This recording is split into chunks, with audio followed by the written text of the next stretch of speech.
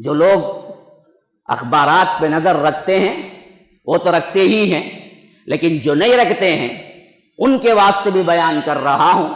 جو وسیم رضوی جو ہے شیعہ وقف بورڈ کا سابق چیئرمین رہا ہے، وسیم رضوی، اس نے پیٹیشن داخل کیا تھا سپریم کورٹ میں، قرآن کے 26 آیات کو نکال دیا جائے۔ کیوں نکال دیا جائے؟ اس واسطے نکال دیا جائے کہ یہاں پر یہ دہشت گردی کو ابھارتا ہے قرآن، نعوذ باللہ۔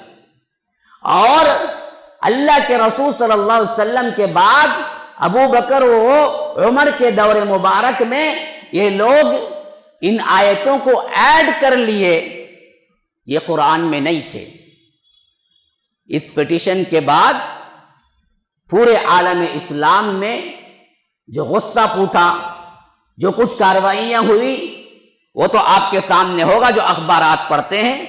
لکھنؤ کا رہنے والا ہے، بدبخت شیعہ ہے، اور شیعہ بھی اس سے نفرت ہی کر رہے ہیں۔ آج ان کے بڑے بڑے علماء نے باقاعدہ طور پر بیان دیا ہے کہ ہم مانتے ہیں کہ قرآن میں کوئی رد و بدل نہیں ہوا، اور وسیم رضوی نے جو کہا وہ بالکل غلط ہے اور یہ عقیدہ ہمارا نہیں ہے۔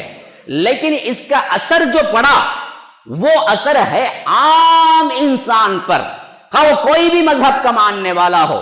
مسلمان تو بحیثیت عقیدہ کے مانتے ہیں کہ قرآن مجید اللہ کا کلام ہے اور اس کے اتارے جانے میں کوئی شک نہیں ہے، اس کی حفاظت میں کوئی شک نہیں ہے۔ آج تک اس کا ایک ایک حرف اور ایک ایک حرکت، ایک ایک جنبش، زیر زبر تک اس کے اندر کوئی تبدیلی نہیں ہوئی۔ یہ ہمارا عقیدہ ہے۔ اگر کوئی اس عقیدے کے برعکس کوئی عقیدہ رکھتا ہے یا یہ کہتا ہے کہ نزول میں دراصل کوئی نقص تھا، یا نزول کے بعد حفاظت میں کوئی نقص تھا، یا ابو بکر و عمر و عثمان کے زمانے میں تبدیل ہو گیا، یا کوئی چیز اس میں بڑھا دی گئی، یا کوئی چیز کوئی کم کر دی گئی، تو اللہ کی قسم اجماع امت کے لحاظ سے وہ کافر ہے۔ لیکن جب بات آ ہی گئی 26 آیات کو، اس بدبخت نے کہا کہ یہ دراصل قرآن سے نکال دینا چاہیے، اور یہ کاز اس واسطے کہ قرآن کے اندر یہ ایڈ کر لی گئی ہے، اور اس کے ساتھ ساتھ یہ قرآنی آیات دہشت گردی کو بڑھاوا دیتی ہیں،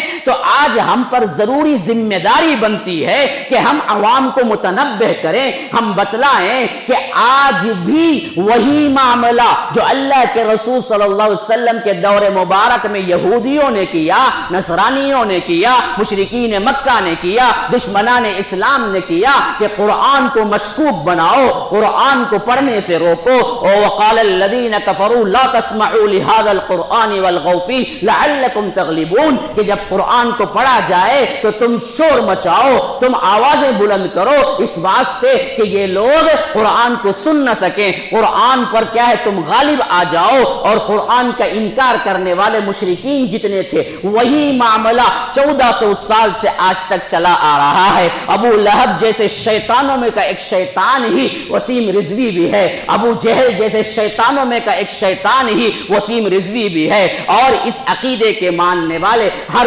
فرد یہی شیطانی کنبے کے، یہی شیطانی گروہ کے آدمی ہیں جنہوں نے قرآن کی حفاظت پہ داغ لگایا۔ جو داغ لگایا گیا ہے، یہ وجہ اس کی یہ بنتی ہے کہ ہم قرآن سے دور ہیں، ہم اس کی حفاظت کی ذمہ داری کو سمجھتے نہیں ہیں، ہم اس کے لیے اپنا تن من دھن لگاتے نہیں ہیں، ہم اس کو پڑھتے نہیں ہیں۔ اسی واسطے میں نے عنوان باندھا تھا موجودہ حالات میں قرآن کی حفاظت کیسے، تو اس کے تناظر میں نے پہلے بتایا کہ اتارے جانے کے اعتبار سے اللہ نے سخت ترین انتظام کس طرح کیا تھا، جب اتر رہا تھا اس وقت کا انتظام کس طرح ملائے اعلیٰ میں ہوا تھا، اور جب اتارا گیا تھا جبرائیل امین کے ذریعے، وہ لانے والے فرشتے کو کیوں امین کا لقب ملا؟ اسی واسطے ملا کہ اللہ کے پاس سے لینے کے بعد محمد الرسول اللہ صلی اللہ علیہ وسلم کے قلب اطہر تک پہنچانے کے درمیان جو وقفہ تھا، اس وقفے میں جبرائیل نے ایک حرکت، ایک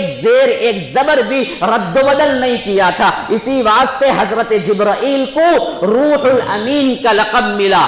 الامین کا لقب ملا، فرمایا نزل به الروح الامین، اے اللہ کے رسول آپ پر قرآن لے کے اترتے ہیں تو روح الامین اترتے ہیں، علی قلبک، کہاں اس کا القاء کرتے ہیں، کہاں اس کو اتارتے ہیں، کہاں اس کو دیتے ہیں، علی قلبک، دل کے اندر اتارتے ہیں، یہ نہیں کہ زبان میں اتارتے ہیں، نا ڈائریکٹ دل میں اتارتے ہیں، علی قلبک لتکون من المنذرین، تاکہ آپ لوگوں کو ڈرائیں، اور بلسان عربی مبین، کہ یہ کس میں نازل ہوا، فصیح ترین عربی زبان کے اندر، بلسان عربی مبین۔ قرآن اپنا ہر طرح کا تعارف پیش کرتا ہے جو آج کے لحاظ سے کوئی آسمانی کتاب نہیں پیش کر سکتی۔ تورات کس زبان میں نازل ہوئی، کہاں نازل ہوئی، کس کے ذریعے نازل ہوئی، انجیل کس زبان میں نازل ہوئی، کہاں نازل ہوئی، کیسے نازل ہوئی، کون سے علاقے میں نازل ہوئی، زبور کہاں نازل ہوئی،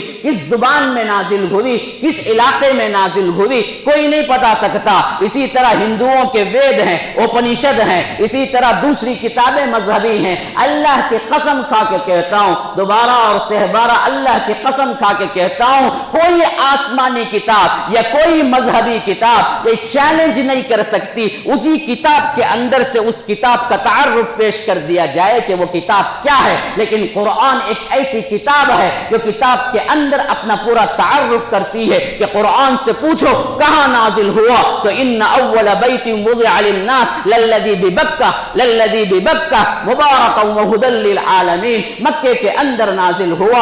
آپ ان سے پوچھو کس کے ذریعے سے نازل ہوا تو قرآن کہتا ہے کہ نزل به الروح الامین۔ آپ قرآن سے پوچھو کس زبان میں نازل ہوا تو کہتا ہے بلسان عربی مبین۔ آپ اس سے پوچھو کس مہینے میں نازل ہوا تو کہتا ہے کہ شہر رمضان الذی انزل فیہ القرآن، رمضان المبارک کے مہینے میں نازل ہوا۔ آپ اس سے پوچھو کس رات میں نازل ہوا تو کہتا ہے انا انزلناہ فی لیلۃ القدر وما ادراک ما لیلۃ القدر، لیلۃ القدر خیر من الف شہر، لیلۃ القدر کے اندر نازل ہوا۔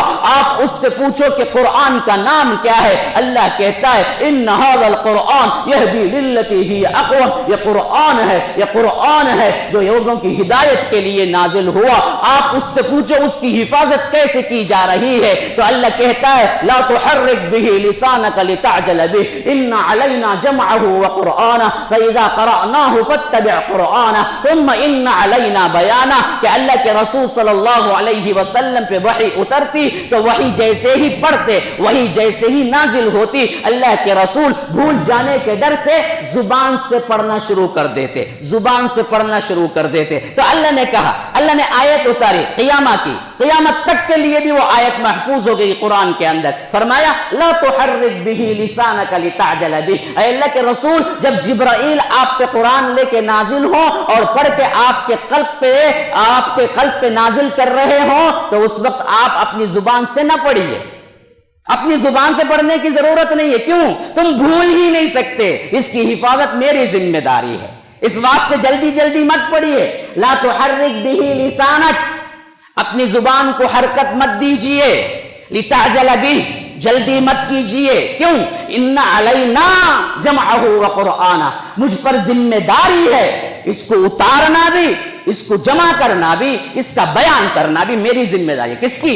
رب کی ذمہ داری ہے۔ اگر تم قرآن میں کہتے ہو کہ بعد میں تغیر ہو گیا، ابو بکر نے کچھ کر دیا نعوذ باللہ، عمر نے کچھ کر دیا نعوذ باللہ، تو اللہ کی قسم تم قرآن اور اللہ تبارک و تعالیٰ پہ تہمت باندھتے ہو۔ جو اللہ پر تہمت باندھے گا، جو اللہ پر افترا باندھے گا، ومن اظلم ممن افترا علی اللہ کذبا، تو اللہ کہتا ہے کہ اس سے بڑا ظالم کون ہے جو اللہ پر جھوٹ باندھے؟ یہ جہنم کے سب سے نچلے گڑھے میں جانے والا ظالم ہے، ہمیشہ ہمیشہ جہنم میں پڑنے والا ظالم ہے جو اللہ کے اوپر جھوٹ باندھے۔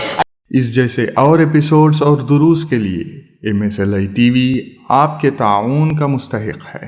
اسکرین پر دکھائے گئے نمبرز پر کھل کر تعاون کریں۔ جزاک اللہ احسن الجزا فی الدنیا والآخرہ۔